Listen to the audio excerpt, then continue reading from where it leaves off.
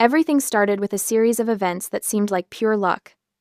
I am Veronica Coleman, 35 years old, and I have a PhD in botany with a specialty in mycology. I've always prided myself on being methodical, precise, and above all, independent. Right now, I'm executing the most critical project of my career.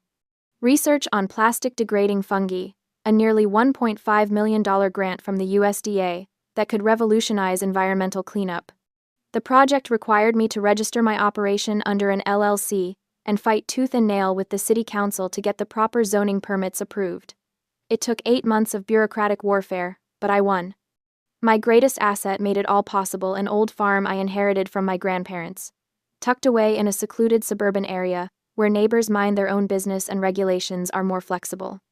I used a significant portion of the grant money to renovate the original greenhouse into something extraordinary, a biosafety Level 2 laboratory that meets federal standards.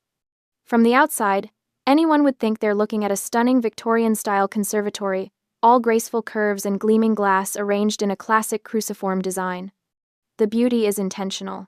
I wanted my workspace to inspire me every single day. But inside that gorgeous exterior lies serious science. Negative pressure ventilation systems hum quietly, maintaining perfect air circulation. Humidity sensors monitor conditions down to the decimal point. Temperature controls keep everything stable within 0.5 degree Fahrenheit. And throughout the space, thousands of neurospore samples rest in their dormant stage, waiting for the precise conditions that will wake them up and hopefully change the world. Legally, the land belongs to me, but the contents inside? Every single spore, every piece of equipment, every data point, that's federal property. The USDA doesn't mess around with their investments, and neither do I. Normally, I have an assistant named Amy, who works regular office hours, handling data entry and basic monitoring. She's sharp, reliable, and knows enough about the project to spot problems. But Amy takes weekends off, which means Saturday and Sunday are just me and the automated systems. My family has never understood what I do. My parents, Robert and Linda Coleman, are retired civil servants who spent their careers pushing papers and counting days until pension. My sister Tiffany is 29 and fancies herself some kind of social media influencer, though her follower count suggests otherwise. To them, my work has always been growing ornamental plants or playing in the dirt. They've never bothered to learn the difference between a hobby greenhouse and a federal research facility. 5 months ago, the family dynamics took a turn that should have been a red flag. My mother cornered me during Sunday dinner with what she clearly thought was a brilliant idea. "Veronica, honey," she said in that sweet voice that always precedes trouble, "Tiffany and I have been talking about her wedding venue." I kept eating my pot roast, hoping this conversation would stay theoretical. "That conservatory of yours," she continued, "it looks so natural, so upper-class trendy. All that glass and those beautiful iron frames, it would be perfect for a wedding. Very Instagram-worthy." The fork froze halfway to my mouth. "Mom, absolutely not." "But sweetie..." "No." I set down my utensils and looked directly at her. "What I have out there is not a party venue. It's a federal research facility with active biological materials. There are biohazards. There are contamination protocols. There are laws."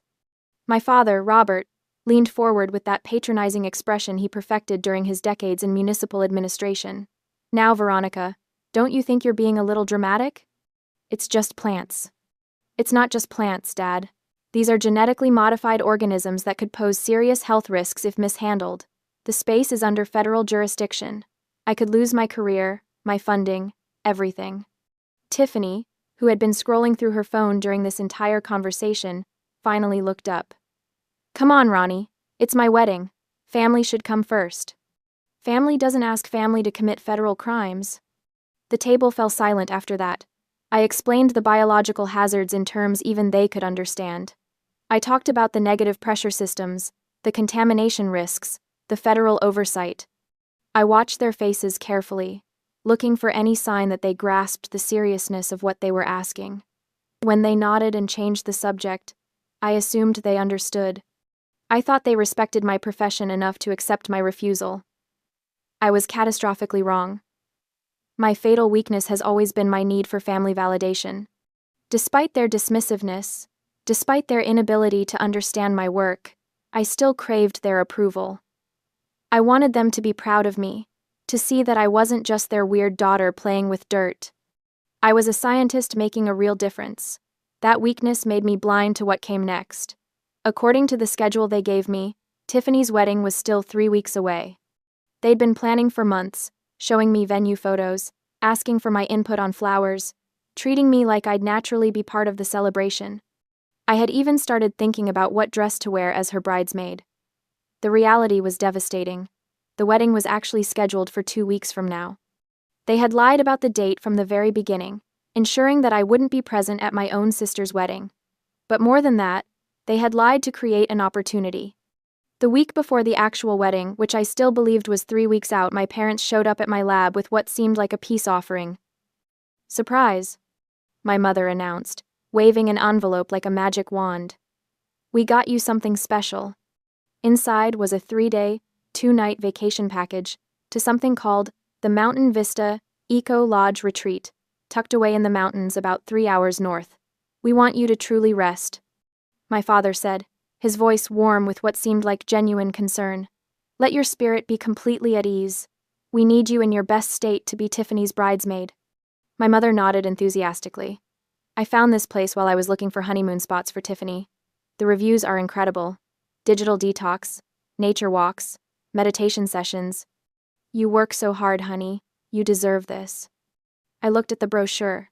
The lodge did look peaceful, all natural wood and stone, surrounded by pine trees, with promises of organic meals and sunrise yoga. The timing seemed reasonable. My project was in its incubation phase, meaning most of the work was automated. The system monitored itself, sending updates to my phone app. Everything had battery backup and a generator for emergencies. Besides, I was under pressure from the USDA sponsors for a comprehensive progress report. Taking 3 days to decompress before tackling that massive document actually sounded like responsible self-care. "You really think I should go?" I asked. "Absolutely," my mother said. "Consider it our gift. We want our bridesmaid looking radiant and relaxed." The more I thought about it, the more sense it made. 3 days away wouldn't hurt anything. The automated systems could handle themselves for a long weekend. Amy would be back Monday morning if anything went wrong. And honestly, I had been feeling the pressure lately. A little mountain air might be exactly what I needed. I left at noon on Friday, my car loaded with hiking boots and the novel I'd been meaning to read for months. Amy left work at her usual 5 p.m., locking up the lab and activating the weekend security protocols. As I drove toward the mountains, windows down and music playing, I felt something I hadn't experienced in months: genuine relaxation. For the next 72 hours, I would have no responsibilities except to myself. I had absolutely no idea that for the next 72 hours, my conservatory would be turned into hell. At 6 p.m. on Friday, exactly 1 hour after Amy left for the weekend, my parents set their plan in motion with the precision of career bureaucrats who understood how to manipulate systems. They had found exactly the right kind of locksmith for their purposes, the type who operates out of a van, takes cash payments, and doesn't ask too many questions about proper licensing or verification procedures. When he arrived at my front gate, he found what appeared to be a straightforward family emergency. My father, Robert, positioned himself next to the locked entrance while my mother, Linda, held her phone at the perfect angle for a video call. The locksmith watched as a young woman appeared on the screen, my sister, Tiffany, playing the role of her life. "Hi, sorry about this," Tiffany said to the locksmith through the phone, her voice pitched with just the right note of embarrassment and urgency. "I'm the homeowner, but I'm stuck out of town on a business trip for the next 10 days. These are my parents, and they're trying to get inside to feed my parrot before the poor thing starves." She held up what appeared to be a driver's license to the camera, though the locksmith was too far away to read the details. "I can give you my address, my full name, whatever you need to verify. I just really need someone to cut that lock so they can get inside." The locksmith looked at my parents, who radiated exactly the kind of concerned, middle-class respectability that screams reliability. My father wore his favorite golf polo, the one that made him look like someone who definitely owned property and cared about parrots. My mother clutched her purse with both hands and kept making worried noises about the poor little bird.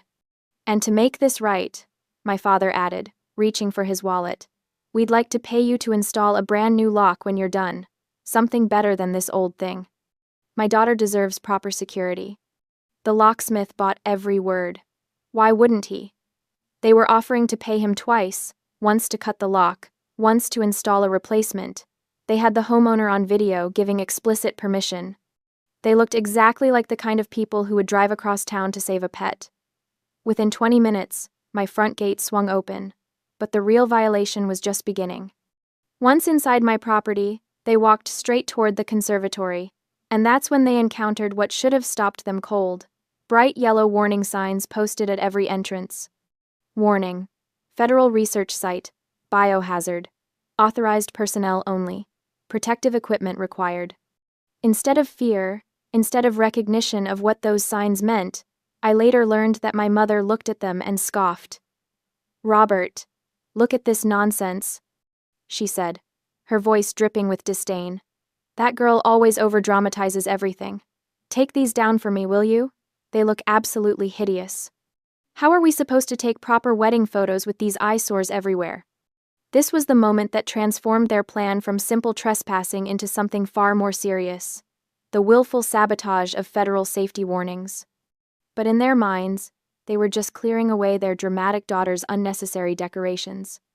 My father systematically removed every single warning sign and stacked them behind the tool shed where they wouldn't spoil the aesthetic. Then, together, they located the main electrical panel and shut off the security camera system. "There," my mother said, dusting off her hands. "Now we can work in peace." The next call was to Tiffany, and I can only imagine the triumph in her voice when she answered. "We captured the garden house," my father announced. Tiffany immediately contacted her event planning company, the same agency she'd been stringing along for weeks, telling them the venue was almost confirmed and just waiting for final family approval. Within minutes, she had crews scheduled to arrive Saturday morning for setup. Meanwhile, 3 hours north in the mountains, I was settling into my eco-lodge experience with absolutely no awareness of the disaster unfolding at home. The lodge was everything the brochure promised: rustic but comfortable, with a dining room that served organic everything and a schedule of activities designed to disconnect guests from their usual stress. I attended the evening meditation session, ate dinner by candlelight, and retired early with genuine contentment. Before bed, I decided to check my work systems one last time. Using the lodge's Wi-Fi, I opened the monitoring app on my phone. The camera system showed signal loss, but that wasn't unusual. The wireless cameras sometimes had connection issues, especially during weather changes. More importantly, all the biological indicators looked perfect.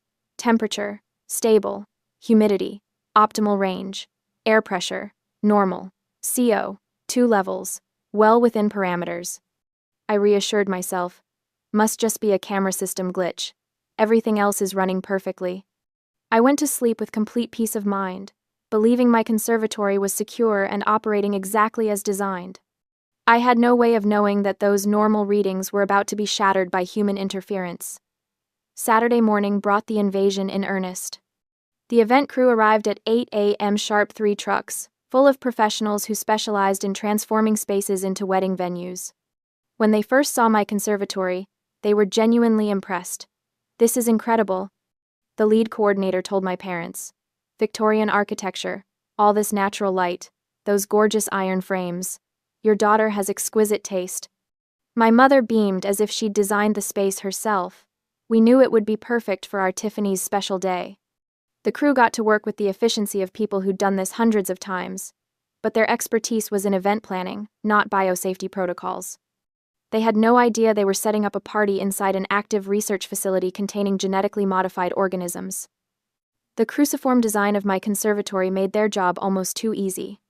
The intersection of the cross, which I had specifically designed as the main ventilation area, where air circulation was strongest, became the obvious choice for the central stage.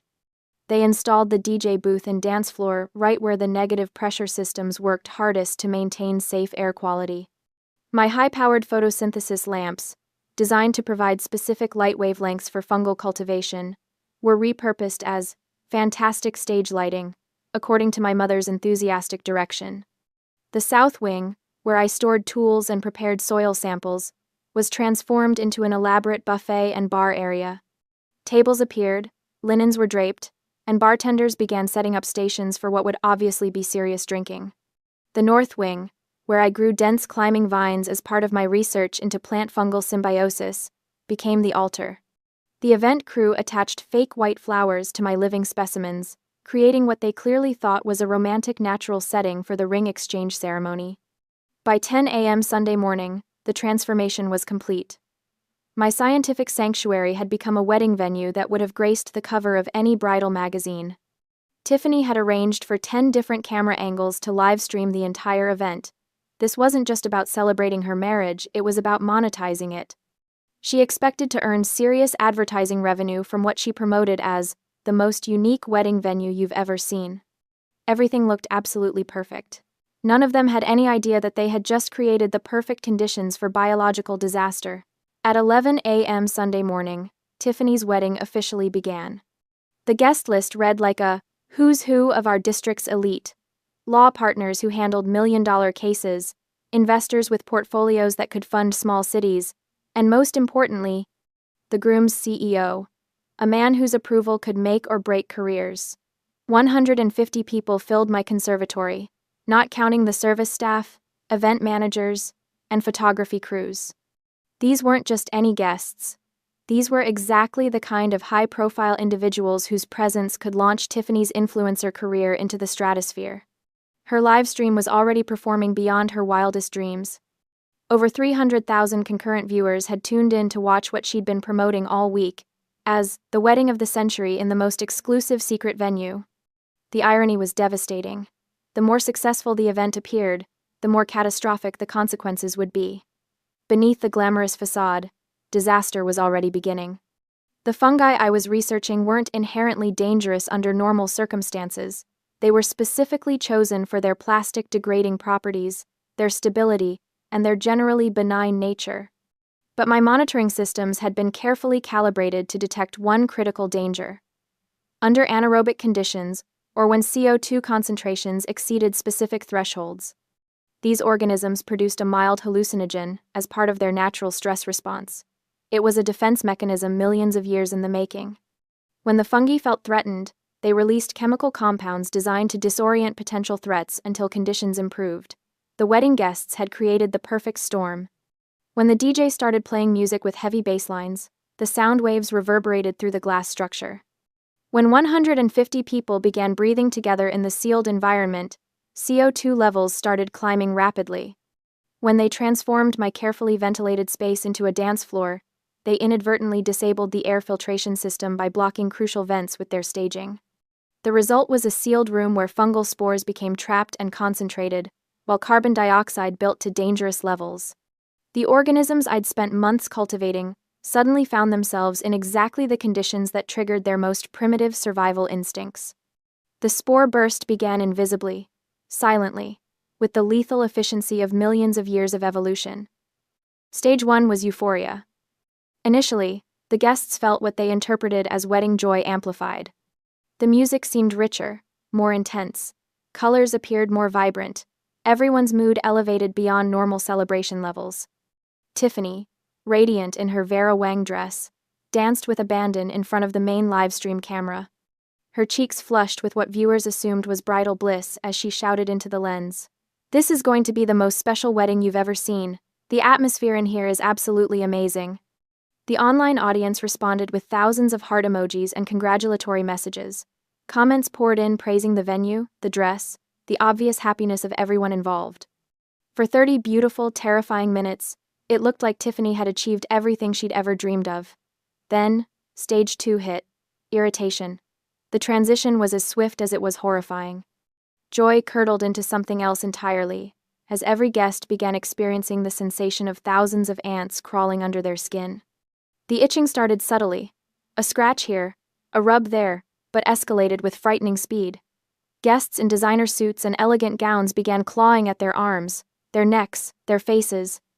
Hairstyles that had taken hours to perfect became disheveled as people frantically scratched their scalps. Makeup streaked and smeared as the need to scratch overwhelmed all social niceties. The live stream audience watched in growing confusion as the celebration transformed into something that looked increasingly disturbing. Comments shifted from congratulations to concerned questions. Is everyone okay? Why is the bride scratching like that? Something seems wrong. Decided. But the worst was yet to come. Stage 3 brought mass hallucination and complete chaos. When the spore concentration peaked, reality dissolved for every person inside my conservatory. The mild hallucinogen became a full-scale psychedelic nightmare, customized by each person's deepest fears and anxieties. At the VIP area, the groom's CEO, a man known for his composure and authority, was lying flat on his back in the grass, making swimming motions with his arms. In his altered state, he believed he was floating in a warm California ocean, enjoying the most relaxing vacation of his life. He called out to nearby guests about the beautiful dolphins and perfect waves. At the altar, Tiffany's dream wedding became a horror show. The bridal bouquet in her hands transformed, in her perception, into a grinning skull that whispered her name. Her magnificent Vera Wang dress, the one she'd saved for 2 years to afford, writhed around her body like a living thing. She screamed in terror, convinced that an enormous albino python was constricting her chest, cutting off her breathing. In front of 300,000 live-stream viewers, she began tearing the dress off her body, shredding thousands of dollars worth of silk and lace while screaming about snakes that existed only in her mind.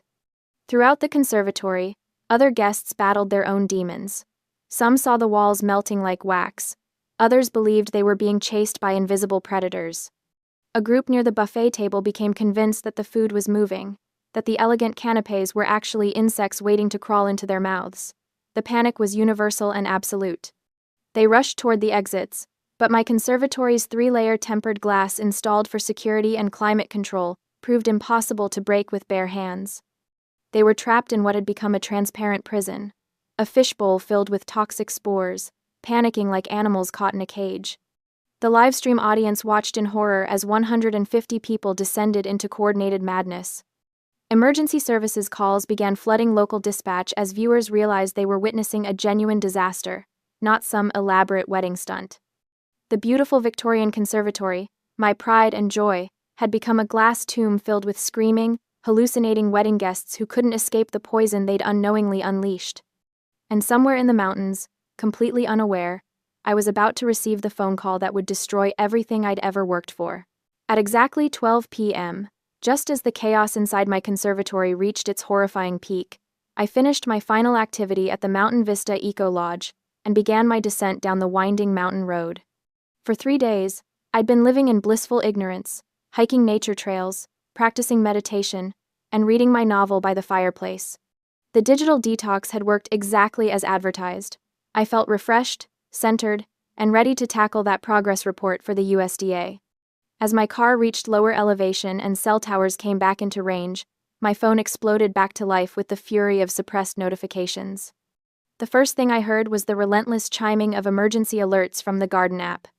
Red warnings cascaded down my screen like digital blood: critical temperature spike, CO2 levels extreme, pressure system failure, contamination alert. But it was the missed calls that made my hands shake. 47 calls from Amy, 16 voicemails, text messages that grew increasingly frantic as the timestamps progressed.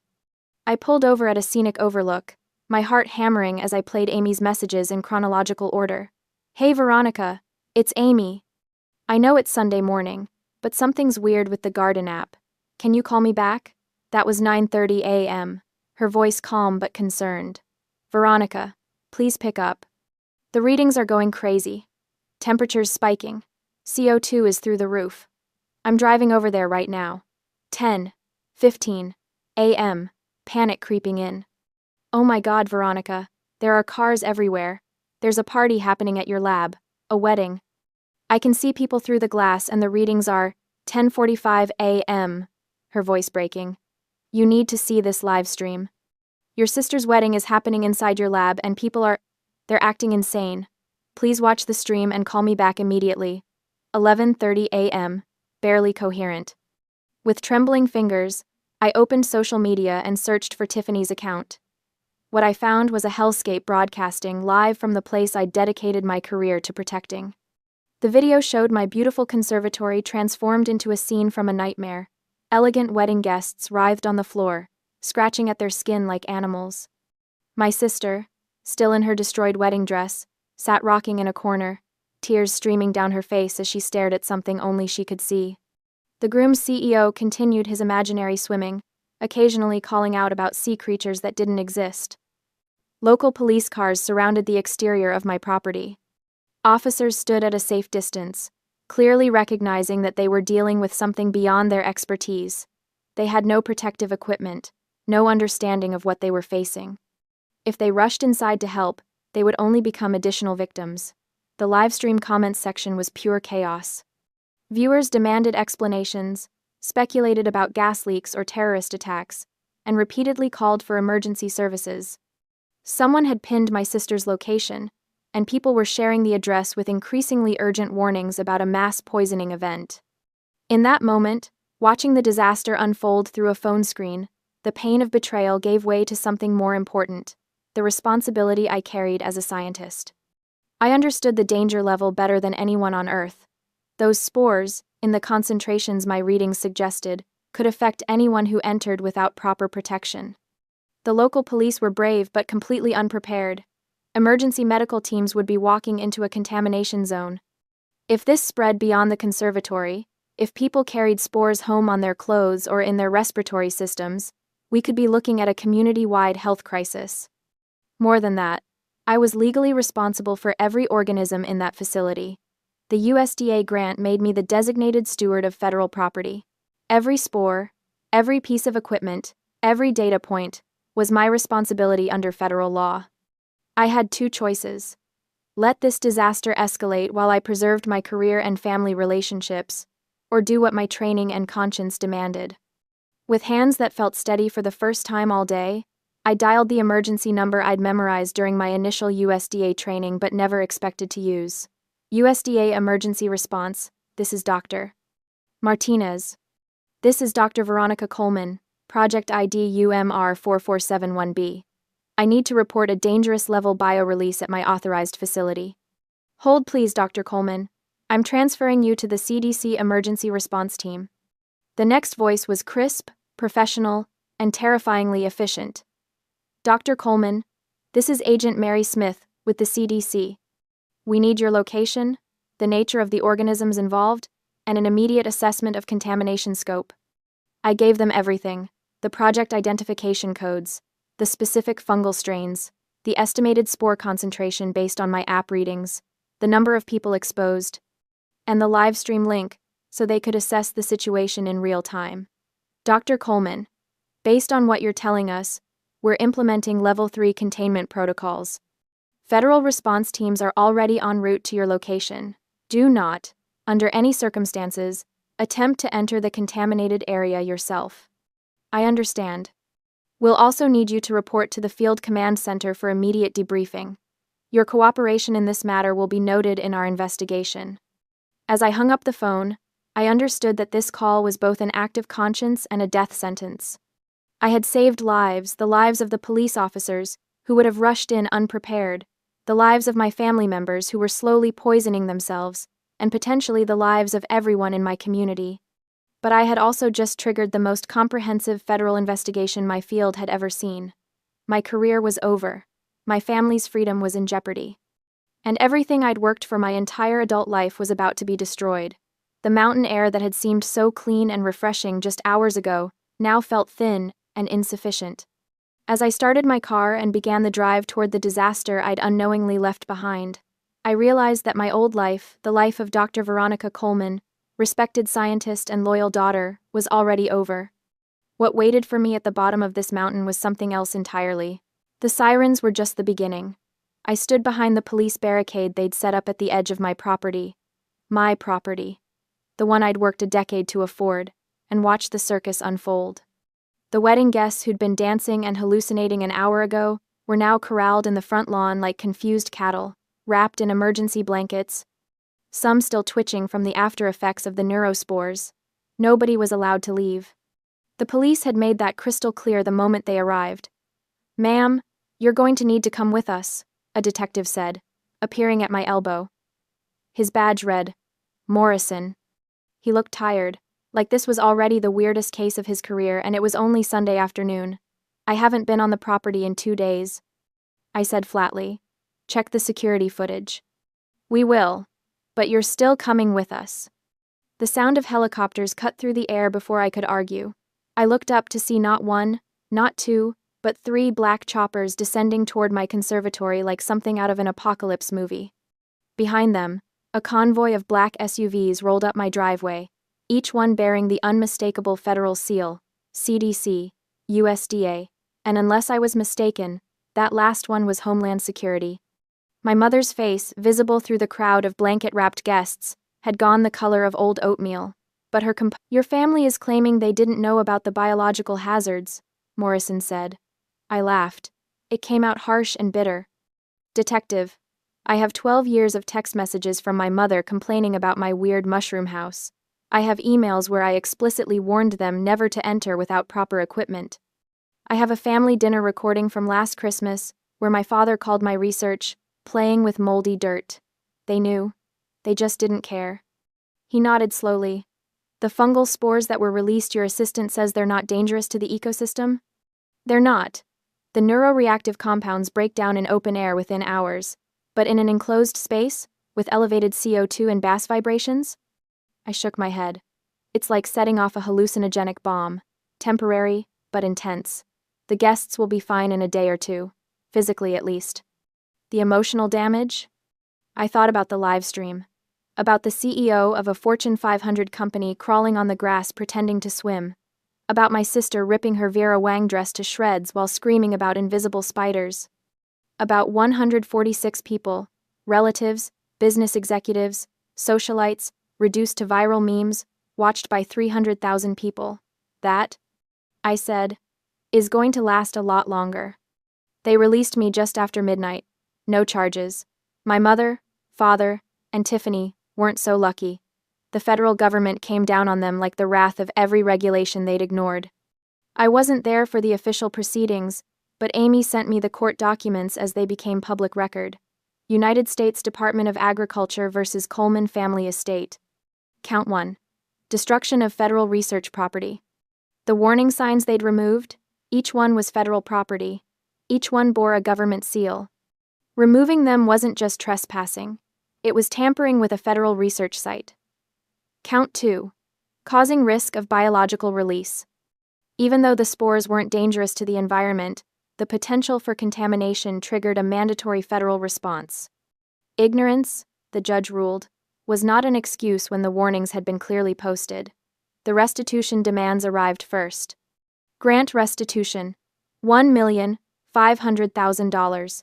The entire project was contaminated, and the government wanted every penny back, plus damages. Environmental cleanup and hazardous waste disposal, $250,000. They'd brought in a 30-person hazmat team, destroyed every piece of furniture, excavated the contaminated soil, and sterilized the entire structure. Federal fine under the Plant Protection Act, $500,000. Maximum penalty for willful removal of biosafety signage. Total government liability, $2,250,000. My parents' homeowner insurance? Denied. Every cent of coverage, rejected with a single brutal sentence. This policy does not cover intentional criminal acts or violations of federal biosafety regulations. My father actually called me after he got that letter. I let it go to voicemail. I deleted it without listening. Then came the guests. 150 people, united in their fury and humiliation. They hired a law firm that specialized in class action suits, and that firm smelled blood in the water. The lawsuit landed like a guillotine. Medical costs. Every single guest had been rushed to the ER. Ambulances, emergency antidotes, toxicology screenings, psychiatric evaluations for the hallucinations. The bills averaged $2,500 per person, 146 guests, times $2,000. $500 equals $365,000. Personal property damage. The hazmat team hadn't just sterilized the conservatory, they'd destroyed everything inside. Vera Wang wedding dresses dissolved in chemical spray. Armani suits incinerated as contaminated material. Dior handbags, Rolex watches, custom Italian shoes, all gone. The lawyers assigned an average value of $10,000 per guest in destroyed property. 146 guests times $10,000 equals $1,460,000. 1. Emotional distress and public humiliation. This was the big one. The live stream had gone nuclear. Within 24 hours, it had been viewed over 3 million times. Memes flooded social media. The CEO, swimming on grass, my sister's dress-ripping meltdown, a state senator crying about demons in the roses. These weren't just embarrassed wedding guests, they were public figures, business leaders, socialites whose reputations were currency. The emotional distress claims ranged from $50,000 to $100,000 per person, depending on their public profile and the severity of their viral humiliation. Estimated total: $10 million. I read the lawsuit documents in my hotel room. I'd checked into a Holiday Inn 40 miles away, unable to stomach being near the property, and felt something cold and satisfied settle in my chest. They'd wanted a lavish wedding. They'd gotten a national scandal. The final tally came 3 weeks later, when all the legal proceedings had been consolidated into a single judgment. Total liability: $14,075,000. $14,475,000.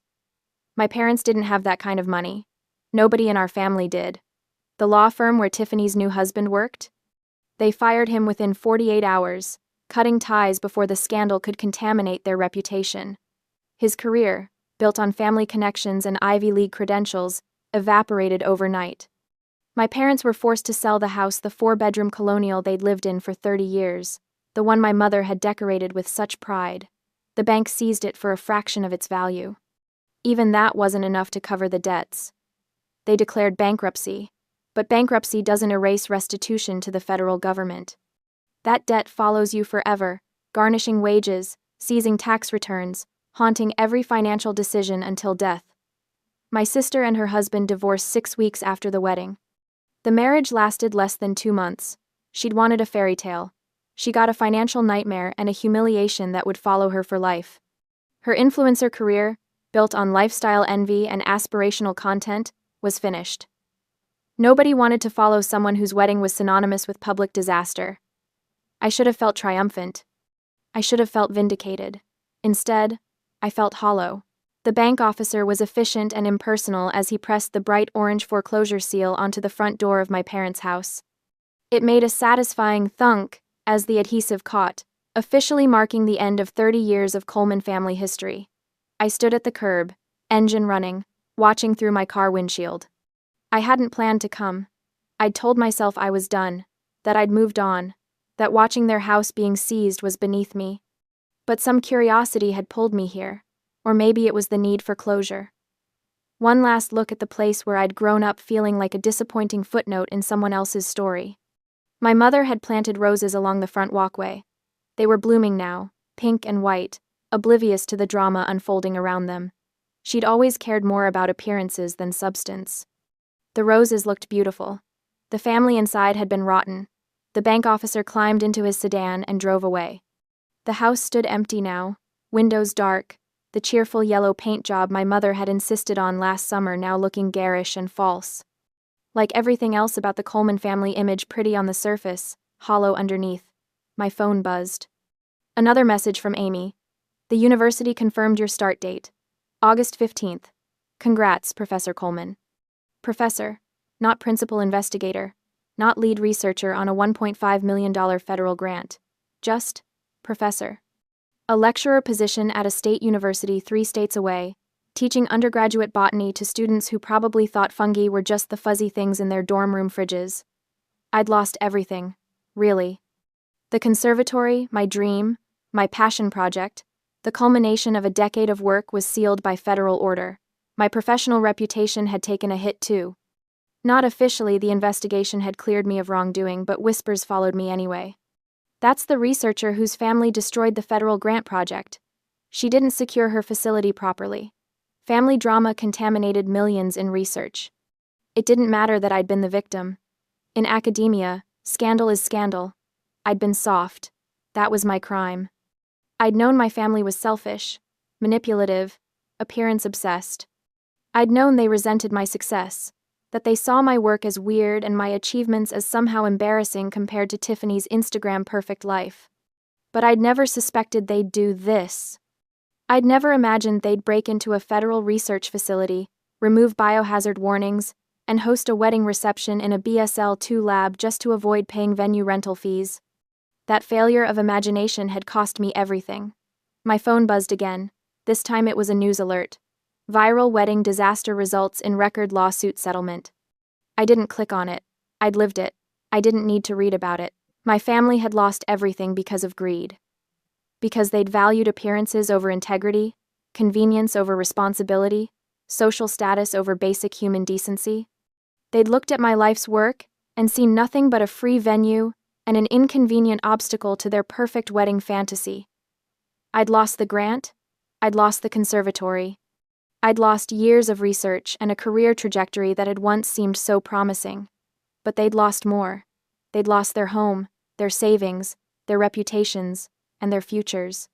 They'd be paying off debt until they died. Tiffany's marriage had lasted shorter than most people's honeymoons. My father would never retire now. He'd be working until his body gave out, every paycheck garnished to pay restitution to the government and compensation to the guests he'd poisoned with ignorance and arrogance. My mother's perfect family image, the one she'd curated so carefully for decades, had been incinerated in the flames of a wedding reception gone catastrophically wrong. The highway stretched out before me, heading west toward my new life. The sun was setting, painting the sky in shades of orange and purple that would have been beautiful if I'd had the energy to appreciate them. I'd packed everything I owned into this car and a small moving truck that was already on its way to my new apartment. I had no furniture. It had all been in the conservatory, destroyed by the hazmat team. I had my clothes, my books, my diplomas, and my laptop. Everything else was gone. Starting over meant starting with nothing. But nothing was better than being tied to people who would destroy everything you built just to save themselves a venue rental fee. I merged onto the interstate and accelerated, leaving behind the town where I'd grown up, the family who'd betrayed me, and the dream project that had consumed a decade of my life. Somewhere ahead was Prairie State University, a fresh start, and the possibility, however small, that I might rebuild something worth keeping. I'd lost the grant. But my family had lost everything because of greed. That was the fair price of natural justice. And somehow, driving away from the wreckage of the life I'd built, I felt lighter than I had in years.